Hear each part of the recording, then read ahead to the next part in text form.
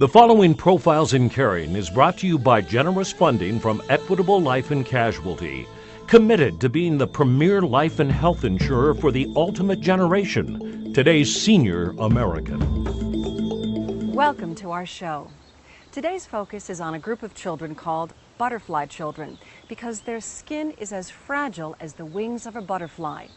They're afflicted with a disease called Epidermolysis Bullosa, or EB. We want to tell the story of these children and of the researchers trying to save their lives in a straightforward way. But I have to tell you, some of the video is tough to watch. But I hope, like me, in the end you'll find that these children are truly beautiful. Here's my colleague, Doug Jardine. Corey's 14th birthday drew near, but because his mother, Lana, was not sure if he would live to see that day, a special gathering was organized to surprise Corey with his animal kingdom metaphor, a monarch butterfly. Happy birthday to you. And they decided that you should release 14 butterflies, and we're going to celebrate your birthday a few weeks early. As the warmth of a Northern California sun breathed life into once dormant monarch butterflies, each slowly extended its distinctive wings in an effort to gather strength for flight, and most flew, but not the one sitting on Corey's bandaged, covered hand. He's looking straight at Corey. The butterfly's looking straight butterfly. at Corey, sitting on his hands. It's looking straight at Corey. He's so cute. And he's flapping his wings. It's almost as if the first butterfly just looked Corey right in the face and kind of said, like hello, brother, or something. It was just so beautiful, and I couldn't even breathe, you know. And then it took off, and it just flew, you know, flew away. All the butterflies eventually flew on that day except one, the very last one. Something was wrong when its box was opened. No, the butterfly was dead, and I thought, oh, you know, how awful. But we had just had a friend, Joey Masella, pass away the week earlier, and Corey said, well, it's because this butterfly's already gone to be with Joey. He couldn't wait. And here I was just going, how am I going to comfort him? And Corey went and he went and buried the butterfly. From the first moment you see brothers and sister Corey, Alex, and Brandy Coyle enjoying quiet time at home, thoughts are inescapable concerning what these three and hundreds of others just like them must feel as they experience yet another day in incredible pain. They are so tender, so fragile. They are human butterflies. Dad, it's like they can't fly again, because it's like they have powder on there, and when you take the powder off, they can't fly.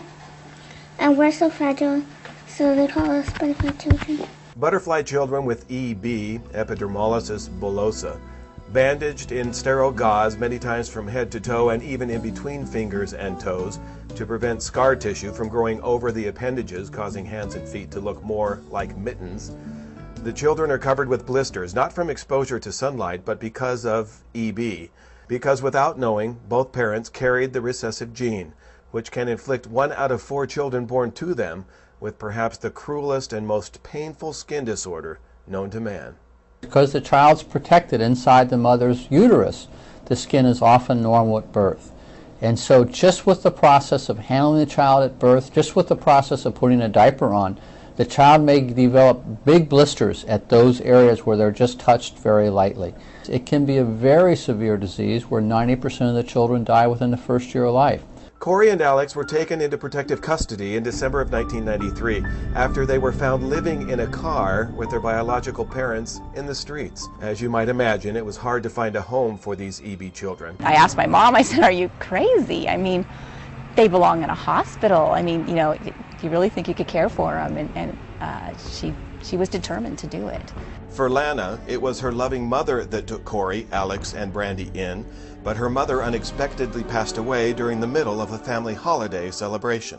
My first rational thoughts were that I can step in and take care of these kids, and we do nothing right now but keep it status quo. That's what I told my dad. I looked at my dad and I said, status quo, just keep everything as it is right now. If somebody had told me, you know, 6 years and a week ago that my life would end up this way, I would have never ever believed them. I mean, it's just, I mean, sometimes it's like, how did I get here? You know. No, it's, I mean, life takes turns that you can just never imagine. probably very little that we don't have here that you wouldn't find in a supply station at a hospital. But in our small closet here, we have kind of separated into sections. This would be our med section here. This is where we keep all of the kids' medicines. Kind of based on the priority. These are the ones we use the most, and then the second most, and then these are more supplies that we restock here, and anywhere else we have medicines. And there are places actually where they literally have no skin. Corey probably is missing 85% of his skin. Yeah, there's no skin, it's open flesh. And then I know that without a cure, I'll bury all three of my kids, and that's huge. I mean, I've had a lot of counseling to try to come to terms with that now that Corey's getting so near, and I think I'm at peace with it, as much as one can be at peace with their child going to die. But I know that his pain is so horrific now that it's got to be a better place. Corey, where are some of your sores right now? There's one here, here, here, here, and there's one here, here, here, here, and here, and a small one here, and two big ones right on my knees, and some on my ankle, and my back, and some on my armpit.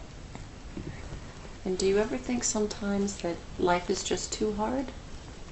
That you want to go be with angels? A couple times, yeah.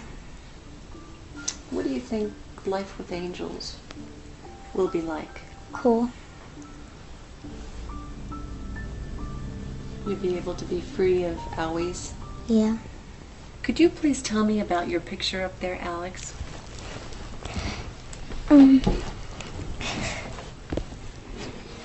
That picture is angels.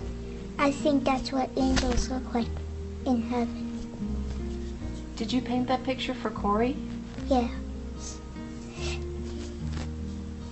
Does that make you feel happier inside to think that Corey will be with angels and will be out of pain and might be in a place like that sometime? Yes. Do you think much about heaven yourself? Yeah. What do you think heaven's like?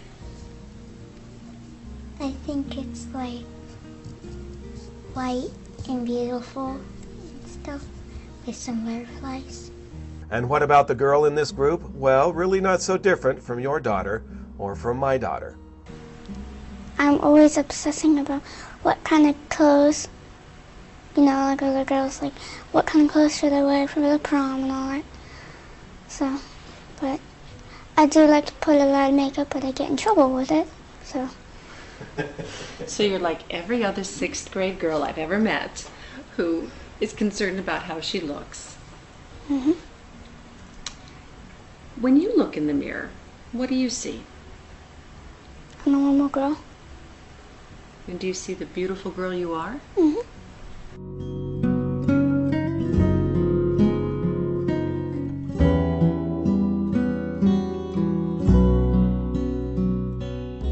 But would you describe your mom as a bit of an angel right here on Earth? Definitely. I love you, Mom, so much.